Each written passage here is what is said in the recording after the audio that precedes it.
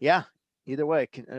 And everybody has on their screen a little thing there. Hit continue. If you don't want to be recorded, leave meeting. But of course, like Reese said, you should be fine. Just keep your camera off, and we'll spotlight just three of us here.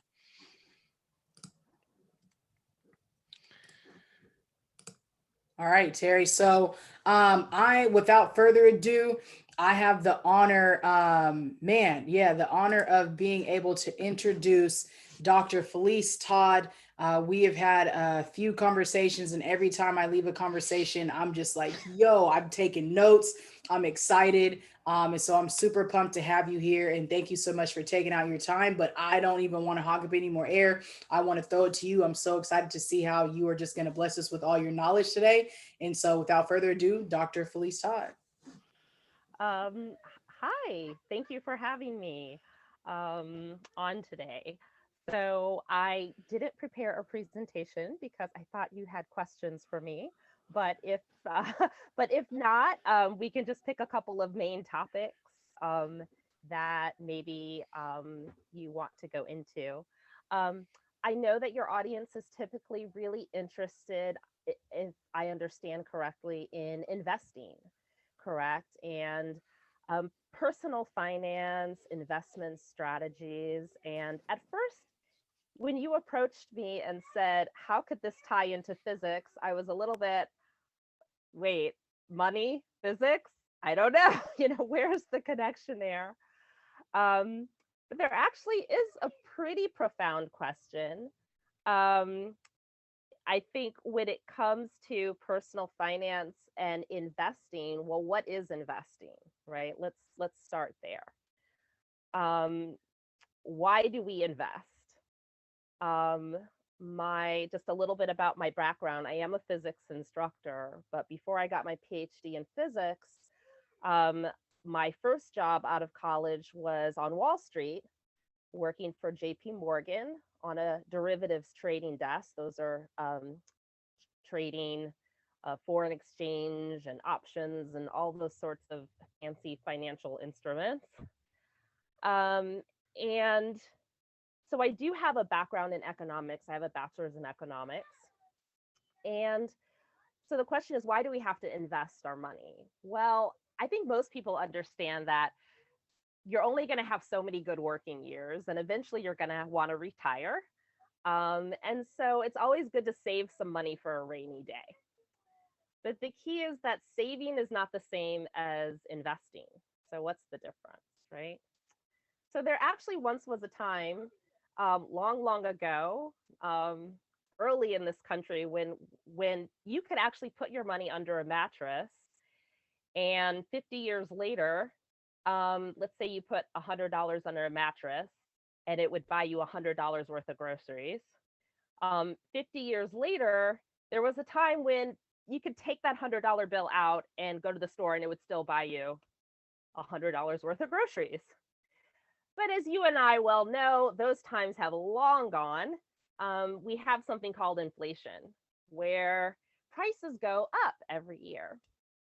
Um, and so the reason that you have to invest is, if you put your money, your savings under the mattress, by the time you go to use that money, it won't buy as much stuff. Inflation will just have eroded the value. Um, so when it comes to investing, then, okay, everyone knows, okay, I have to invest. What is one of the main things that people invest in? What are some things that people invest in? What are the main things that people invest in? What do you guys, does anyone want to chime in and tell me, what do they think? Huh. A car. Okay, Yep, I see definitely. in the chat. Yeah. So a car is interesting. I'm glad you brought that up. Typically, a car would actually not be considered an investment. And the reason is because it wears down over time.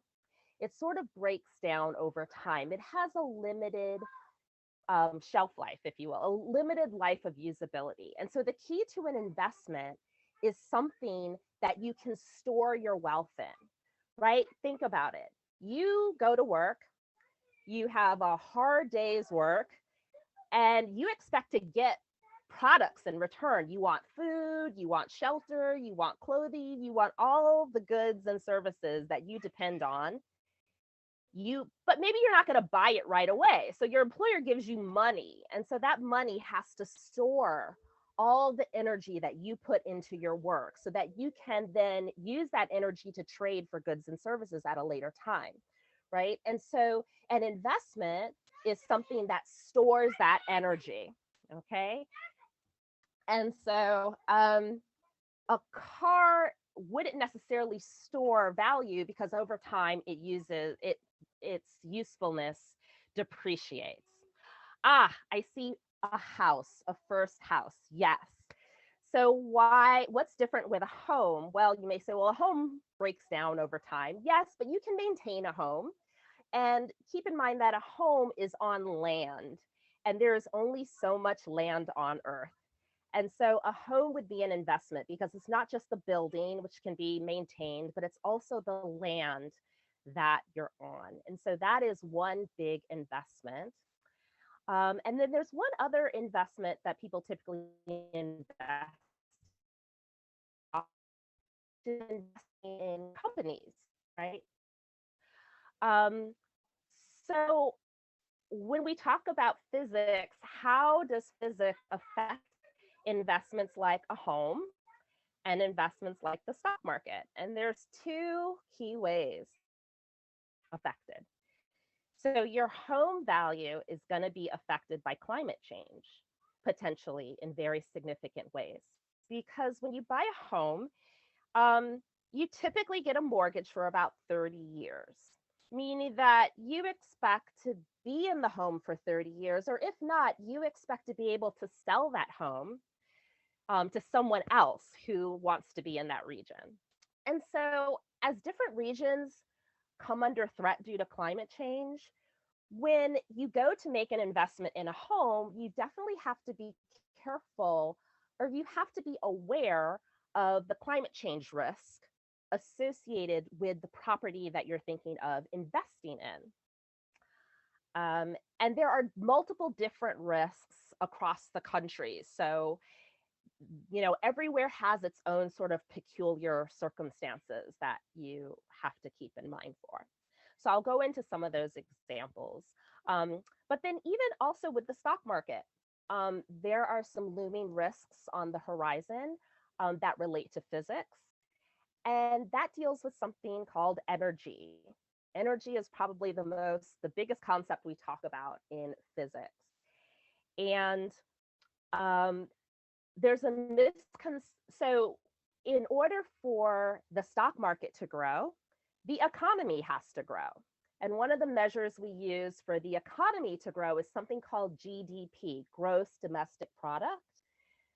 Imagine if you were to collect all the receipts of every sales transaction in the entire country over the course of a year, like all the barbershop receipts, all the car sale receipts, all the grocery store receipts, all the Uber receipts. Imagine you just collected all those receipts and added it all up. That would be GDP. Okay. And so the stock market grows because what's the stock market? That's you investing in companies. You're giving companies your money and saying, hey, invest in your business and grow your business, grow the economy. So the stock market grows and your retirement investments grow so long as the economy grows. So long as the economy grows. So economic growth is really important. But the only way the economy can grow is if energy grows. Now what do I mean by that? Well, take, for example, the Great Recession.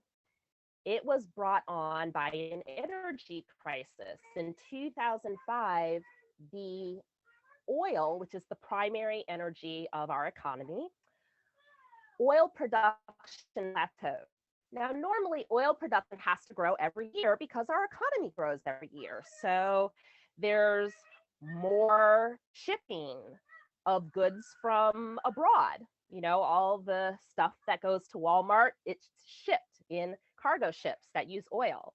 Planes use oil. Trucks that transport all of our food to grocery stores, they run on oil.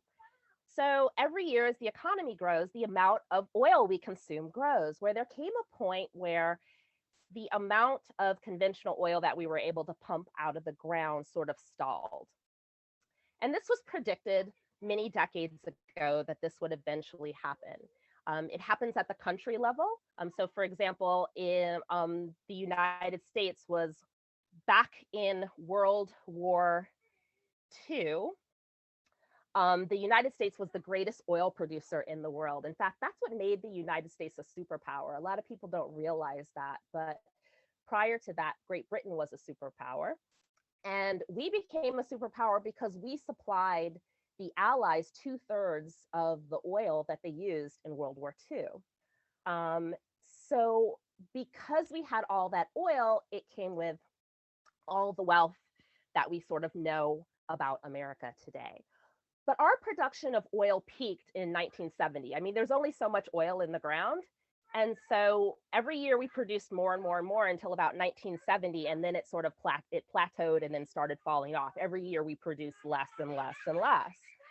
And that's been true for most countries around the world. And in 2005, it happened globally, where the amount of conventional oil that we produce each year sort of plateaued.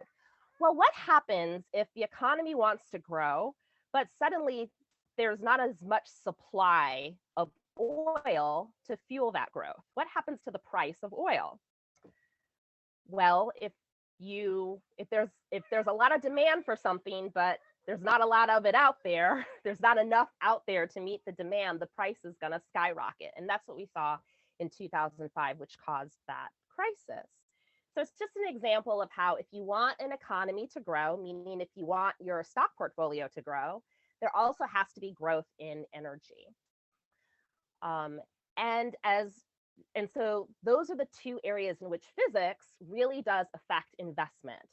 The quality of our energy sources is going to affect economic growth, and investments in property are definitely going to be affected by climate change. So I just want to pause right there to see if anyone has any questions. If not, then I will give some examples of things that people maybe need to consider if you're looking at investing in property, and what are some of the risk factors that we look at across the country. So I'll just take a pause in case anyone has any questions at this point. All right. So I realize it's a lot and a lot of new concepts. So if there's anything that I say, if I say any jargon or definitions or things like that that people aren't completely familiar with, please feel free to stop me and I will be happy to explain more. But I would try to keep the discussion pretty high level. So let's talk about that home purchase, maybe that sort of first home purchase, and what are some of the things that you might need to consider?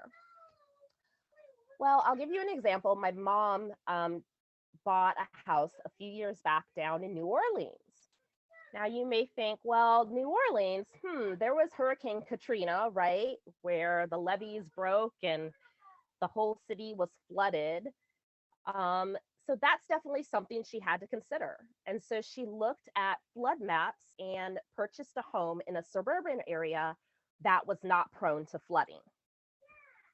So that's something that sort of some due diligence that you can do before you buy a home. Hey, what is the exposure to hurricanes and floods and things of that nature?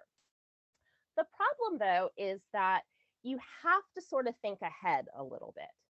Yes, she's not in a flood zone right now, but we've had a record number of hurricanes this past year. Normally hurricanes are named, I think, but I think this year they had to start going into the Greek alphabet because there were just so many hurricanes. They even had 2 hurricanes hit the same region within a week of each other, which was unheard of. And then they had like 2 simultaneous hurricanes, a double hurricane at the same time. So it's just because the oceans are warmer, due to global warming, you're going to have a lot more storms, hurricanes, and they're also going to be more intense. So So that's something to consider. You may not be in a flood zone right now, but you may want to look a little bit forward, as to what the projections are in the future. Um, so that's sort of like that one region, one of the risks there. California, West Coast, of course, the issue is wildfires, right? Which I think people in our region are just now starting to realize that it's not just the fire, right? It's also the smoke. And if you're living in unhealthy air conditions for days and days on end, that can be problematic. Um, One other sort of interesting story that pertains to financial preparedness is insurance. So, one of the ways that you protect your home, which is your investment, is you buy insurance for it. So, okay, if there's a flood or if there's a fire, it's okay. I have insurance. And that is what a lot of residents of Paradise, California thought. Many of you may have heard a few years back of a horrible fire that wiped out the town of Paradise, California, in Northern California. What was interesting, though, after the fact is a lot of people who thought they had home insurance ended up not getting their claims paid out by the insurance company because it was a local insurer that was in the region. And many of the residents of that town had the same insurance company, and it was a small insurance company. And so when all of those claims came in, that small insurance company wasn't able to handle them, and the insurance company went bankrupt. So if your insurer goes bankrupt, then the insurance really won't be there to help you. And this could be a risk even if you're with a big insurer. I think the biggest insurer in the country is AIG, if I'm getting that correct. And during the financial crisis, they were days away from declaring bankruptcy if the government hadn't stepped in to back them up because of all the mortgage crisis and everything that was unfolding. Um, so those are things to kind of keep in mind when you're looking at locations. Um, I think as populations grow in California, more populations are being located near areas where there's more forest areas and things of that nature versus urban areas. So maybe the risk of wildfire might be greater in some areas than other areas. So those would just be things to maybe keep in mind as you're looking to make that first home investment, and maybe going with a larger insurer versus a local small insurer. Um, that might be something to keep in mind as well. Um, So I have a question. Go ahead. So how would you advise, let's say I'm a freshman, I just started, let's say I got some extra money left over from my, what is it called, my financial aid, and maybe I got a stimulus check and I happen to have $500 left over that I just don't need right now, but I want to start investing because I want to get ahead and I want to get some of that compound interest that comes with it. What would you tell me, or what tips and tricks, or how would you guide me to do that? Sure. So the standard advice that is out there, if you read any personal finance book, sort of like a Susie Orman blog or something like that, there's a series of things that bases you want to have covered first before you start investing. Because the one thing I didn't talk about with investment is investment also equals risk. So when you invest your money, it's not that you're putting it in the bank for safekeeping. In fact, when you put your money in the bank, you're loaning money to the bank. Now, the bank is backed up by the government to a certain amount, to like 100 or so $1,000, right? Meaning that if the bank goes bankrupt, the government has you covered. Don't worry, the government's got your back, right? But think about that. When you're investing, you're loaning somebody money, right? So just think of your best friend. Would you take that $500 and, oh, hey, save this for me? I mean, do you trust that friend, right? So you got to ask yourself, when you're investing, there's always a bit of risk that you could lose that money. Typically, you may think, ooh, Bitcoin. I know $500 won't get you a Bitcoin right now, but there's a lot of hype. There was a lot of hype for a while around Bitcoin. And, ooh, let me invest in Bitcoin. I heard people are becoming millionaires by investing in Bitcoin. So it sounds like a great idea. Like you could earn so much money, but there's a lot of risk with that too. You could also lose all of your money. So when you think about investing, you have to also consider the risk. So for someone that's just starting out, the typical advice is you want to make sure you have an emergency fund before you start investing. So what is an emergency fund?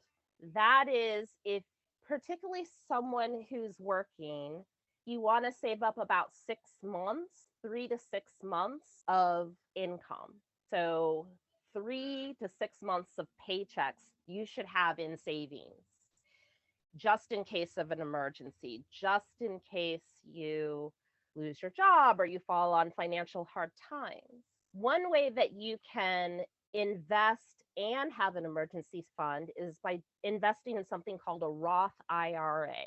So this is where you take money that you've already paid taxes for and you can invest it in a Roth IRA. And you can always, if there's an emergency, take that money out of that retirement account. You can't take any interest or that you've earned or appreciation that you've earned on that initial investment, but you can always take that initial investment back out. So that's a way of doing kind of two birds with one stone, where you can start investing and then you can also still have that savings that's accessible. But think about your own circumstances. If you're someone who, if something is always coming up and you're always finding yourself needing that extra cash, it might be good just to keep it safe and sound in like a checking account. Just keep that cushion for yourself in case of emergency. Um, so yep, I'm seeing in the comments 250,000 for bank deposit. So don't have to worry about your money is safe with your bank. And yeah, we can't afford a Bitcoin anymore. No one can. And it's a risky investment, so it wouldn't be something that you want to invest in. When you open your Roth IRA, you want to open it with a discount brokerage firm, like a Fidelity, Charles Schwab. And the reason is because they typically have lower fees. Then comes the question of, well, once you have this account, like a Roth IRA or something like that, what do you invest in? Do you invest in bonds or stocks, or what do you do?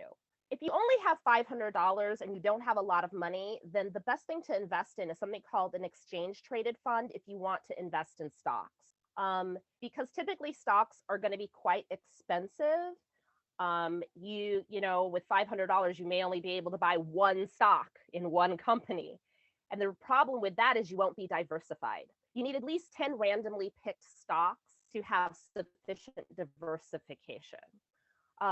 I would recommend more diversification than that if you do want to invest in the stock market, and that would be to invest in sort of like an exchange traded fund, which is a basket of a fund that follows, say, the S&P 500.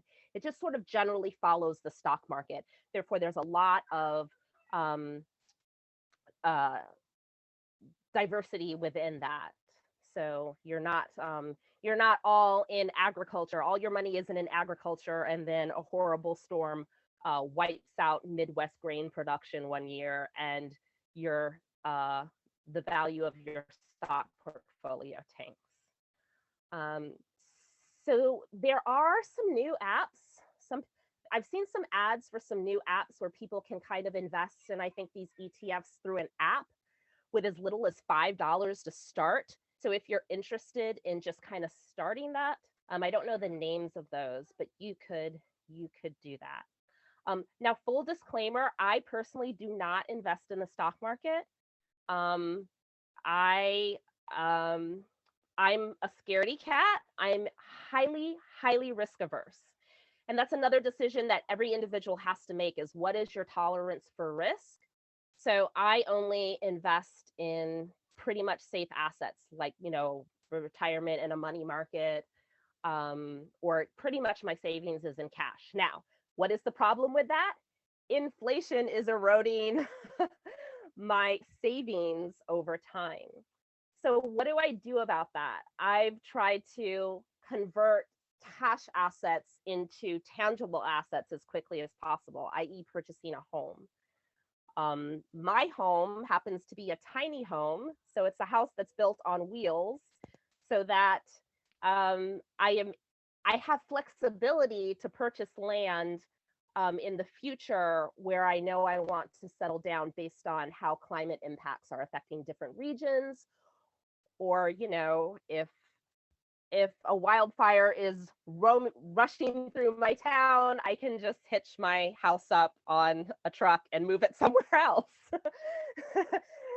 But that's just my crazy risk averse nature.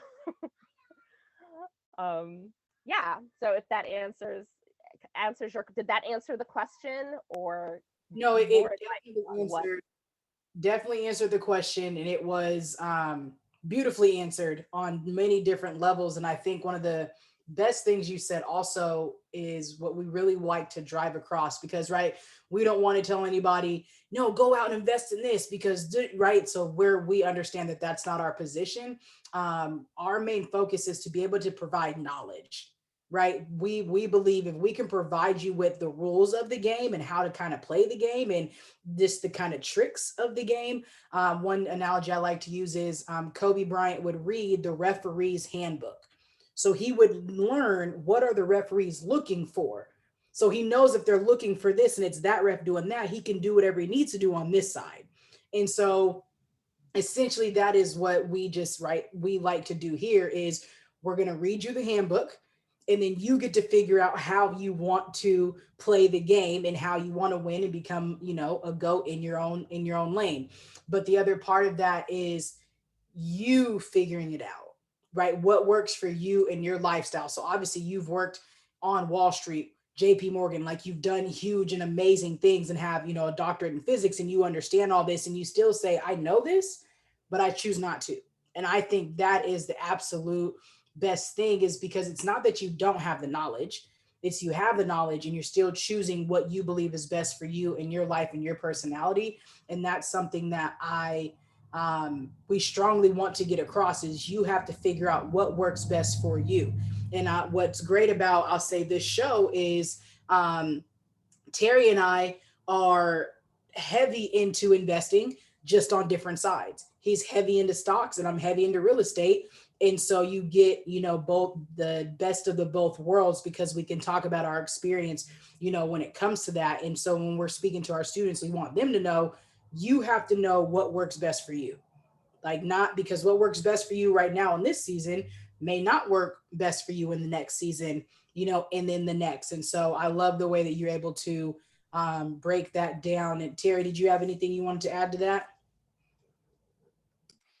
No, I mean, that's great. I mean, I do find it interesting that you did work, in the brokerage arena, and don't have a portfolio. I mean, I don't know what you saw that scared you away. Maybe there's stuff I don't know that I should know, but yeah, I mean, that's amazing.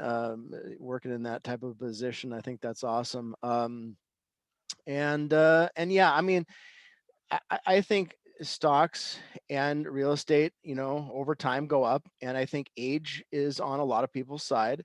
Maybe not mine quite so much as it used to be.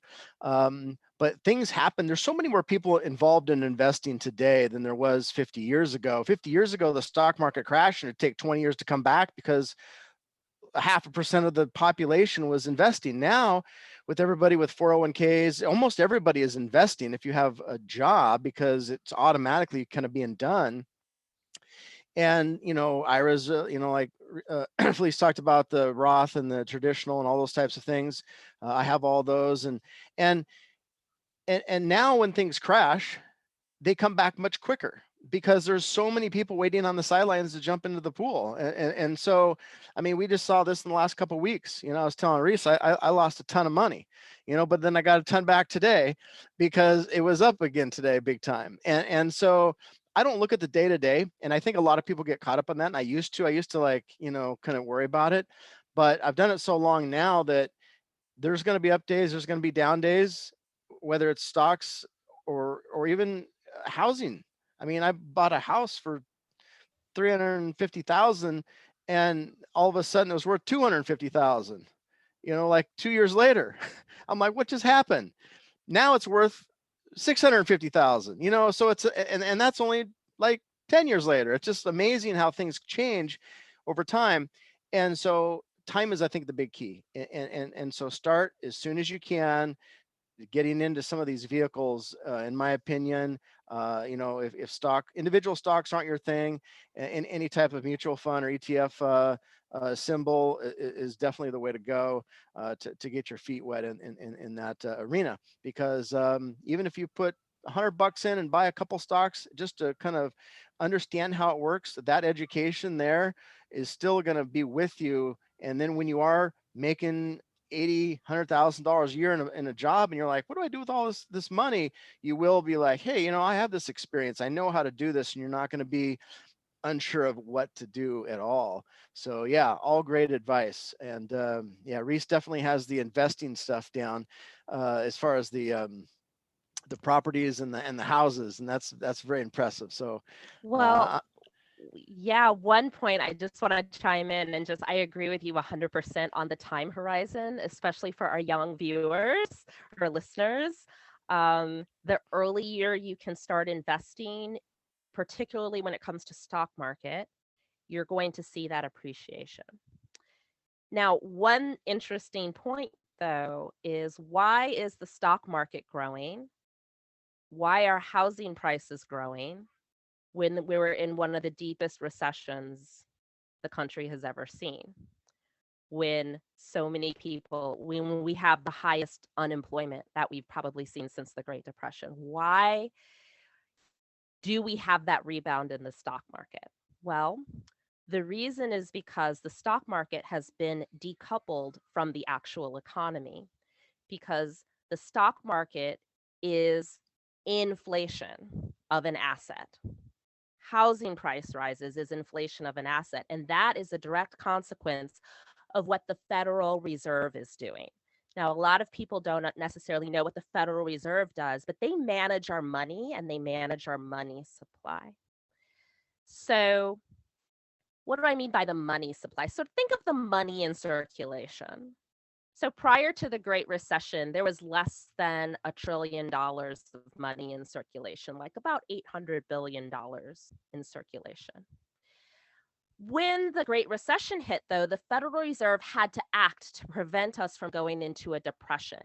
And one of the tools that they used to do that is to make credit very cheap so that people can borrow money and spend it and get the economy going again. They can print lots more money and give it to banks so that banks can loan more money and get the economy going again.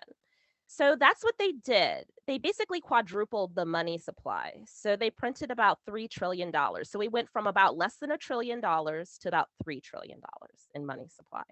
And we kept interest rates to zero for over a decade, something that had never been done before.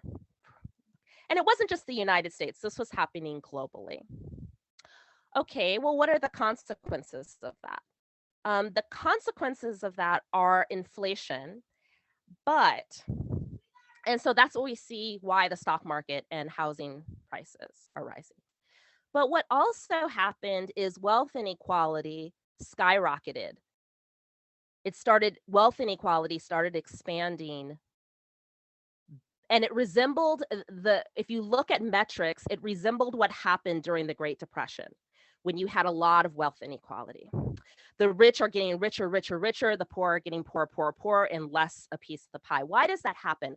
Well, that's the consequence of the money printing, is because people who own assets gain wealth, right? Your house value increased.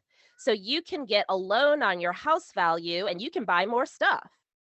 Meanwhile, your average worker who's living paycheck to paycheck and doesn't own anything, when his grocery bills increase or the cost to get a home increases, and he's been saving on that down payment, but it's like he has to, the date of when he'll have his down payment keeps getting pushed out and out and out because the price just keeps getting beyond him.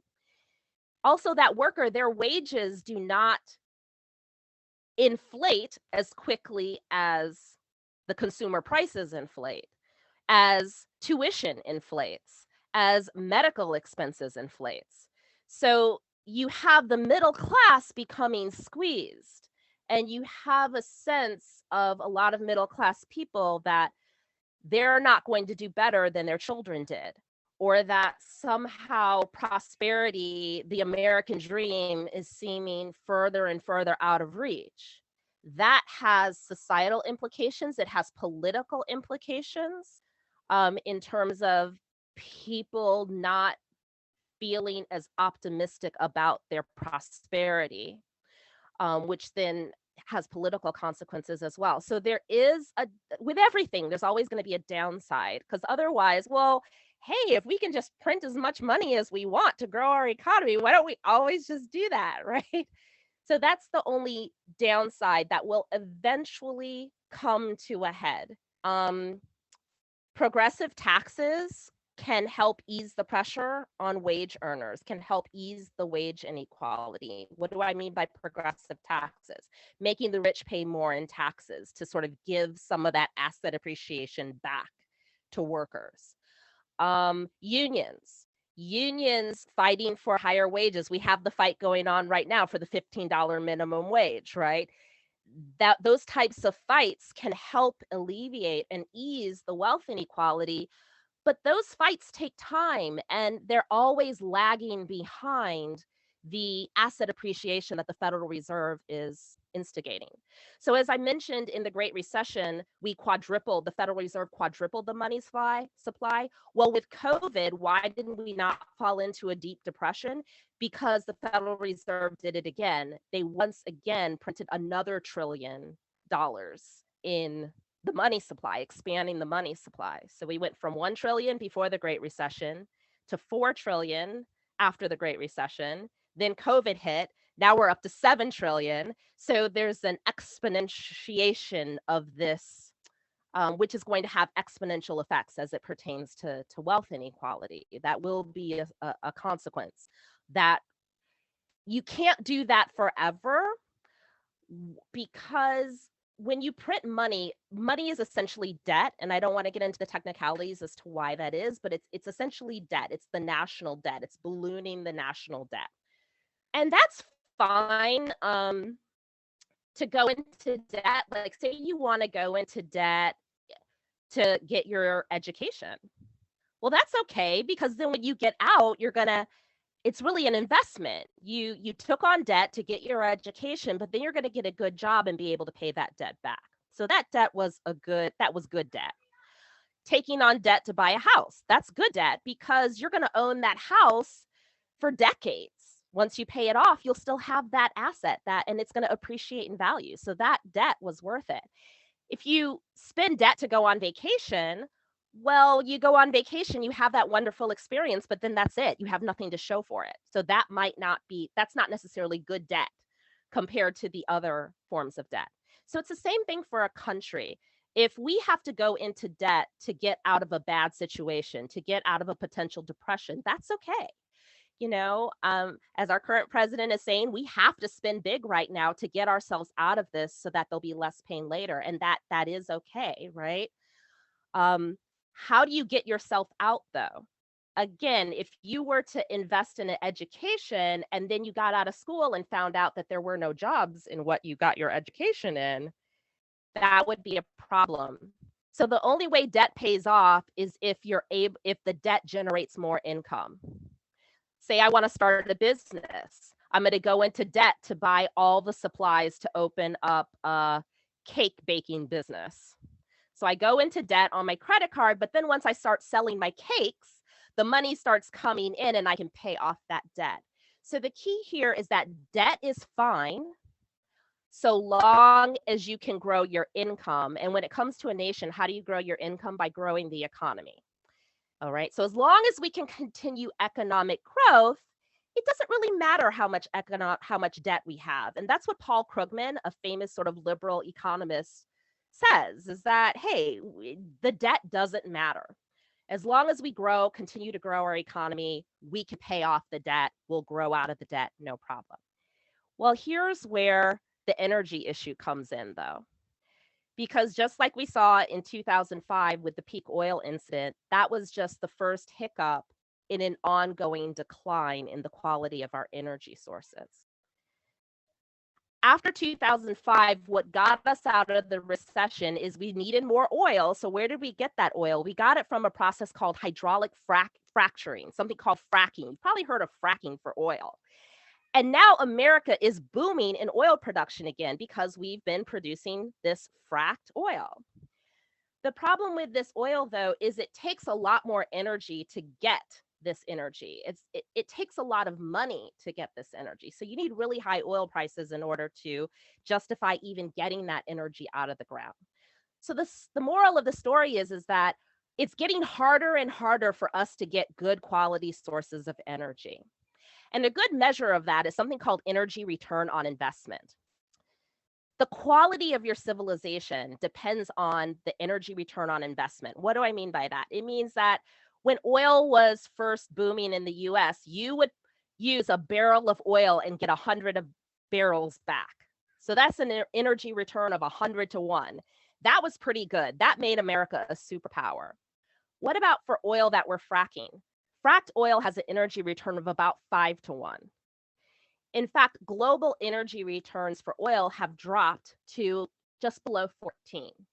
And the minimum needed to support modern civilization is believed to be 14 to 1 in terms of energy sources. Okay, well, what about renewable energy, right? We want to abandon oil anyway because of climate change, and we want to run on solar panels and wind. What's the energy return of green energy? Well, the energy return of green energy is about 3 to 1 or 5 to 1, which is why green energy has struggled to take off. If you have an energy source running your economy that has a low energy return on investment, there's just not enough surplus energy to grow your economy.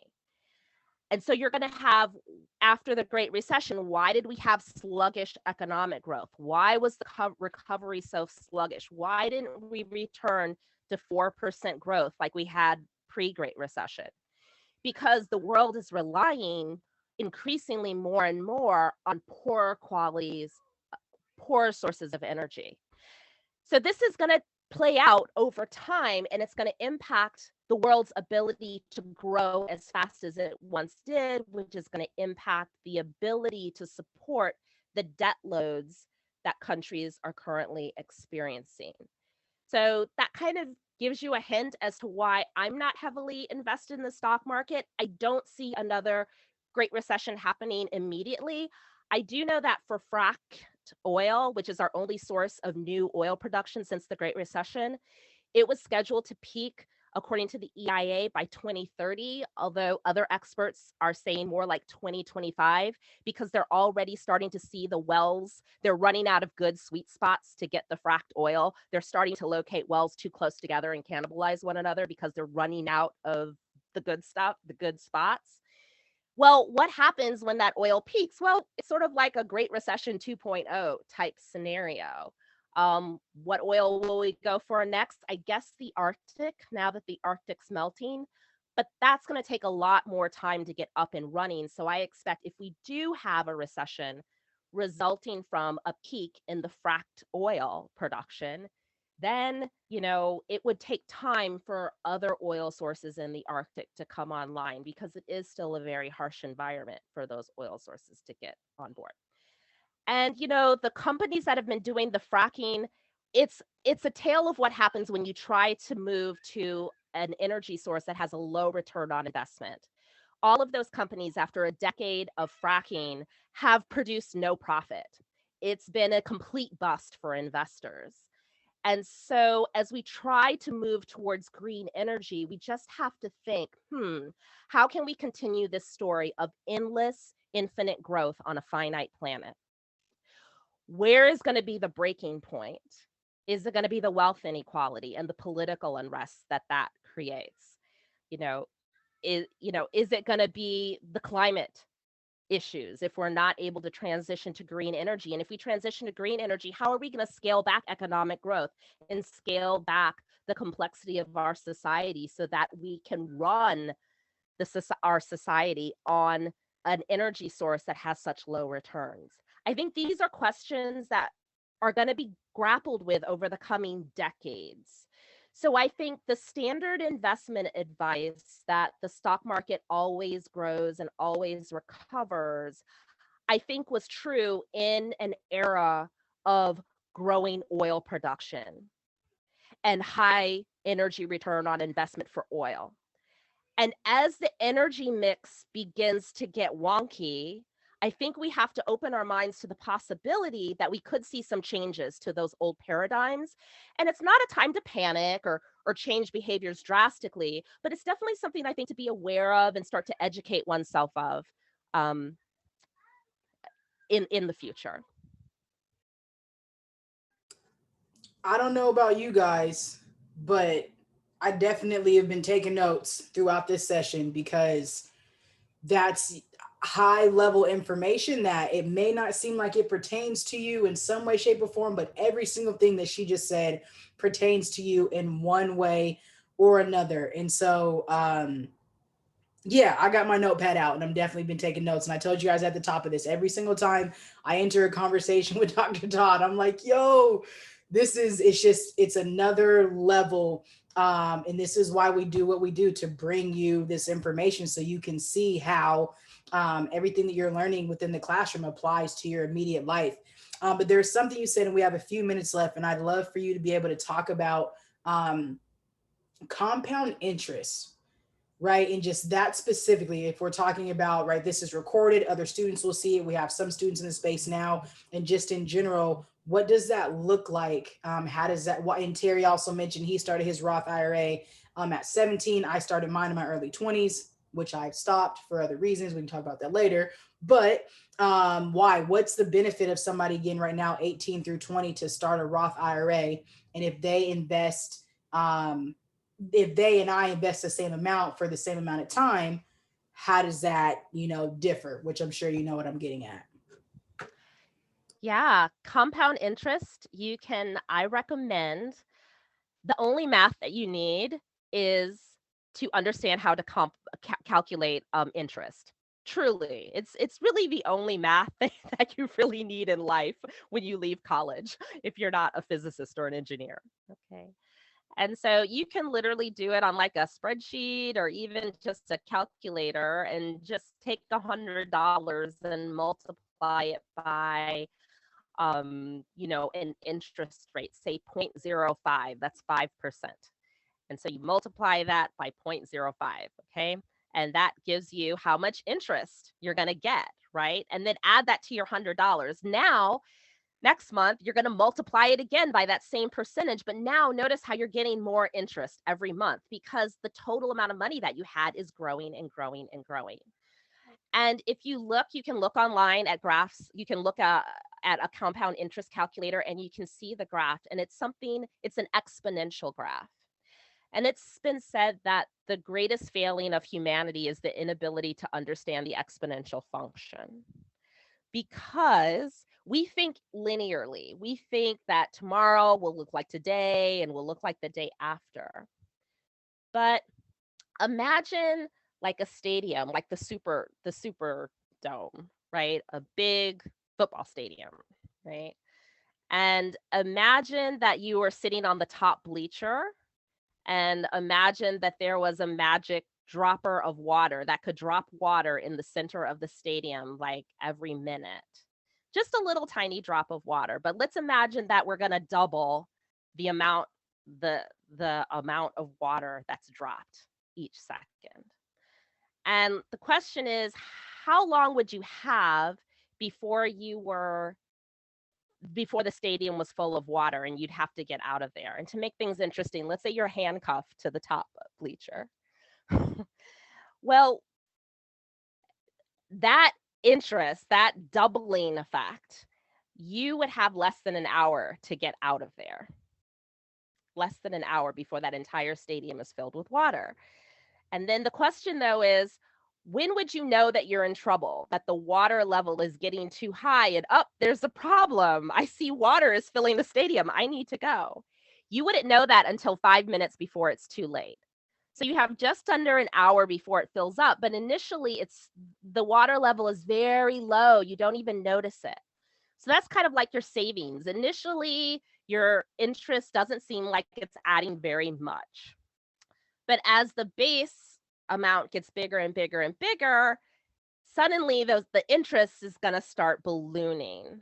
And so the more time you have, the more opportunity you have to grow your wealth. The last thing I'll say, though, about the compound interest is think about people who retired, who are in their retirement now, and the fact that we're living in a regime of low interest rates created by the Federal Reserve to spur the economy. Well, if you had planned for your retirement 40 years ago and had been expecting to retire and getting a certain interest rate right now, back when interest rates were high, like in the 70s, interest rates were like 15%, like crazy, right? Higher. You'd kind of be in trouble now because you'd saved maybe a certain amount of money and you were expecting to live off the interest so that you wouldn't have to touch the base money. You would just live off the interest payment every year. Well, if safe investments, because when you're in retirement, you don't really want to be investing heavily in the stock market because there's risk involved. And the safe investments like bonds just aren't paying any interest. So that's another thing to keep in mind when you think about retirement strategies is, how much money do you really need to retire on if interest rates remain low, which I suspect interest rates are going to continue to remain low for decades to come. Well, that was a mic drop. Definitely on the interest rates. Man, thank you for allowing us to record this because there were so many gems in here and we're going to end up putting this on our YouTube page and have students to go back to it. I'll obviously send you the links so you can have your students and other people watch it as well. But there was so much information in this that I'm looking forward to in a decade being able to be like, Dr. Todd said that on our Money Talks Tuesday, and here we are. So just thank you. Thank you. I do have a video series that I created. It's a 5-part video series about climate change and the economy. And fair warning, it's not for the faint of heart. So if you're not terribly worried about climate change and you'd like to continue to feel that way, then I would not suggest watching these videos. But they are on YouTube under my name, Felice Todd. I have my channel, and I'm on Instagram at Felice Todd. Okay, so we are definitely going to just let me throw that in the chat. LLISCTODD.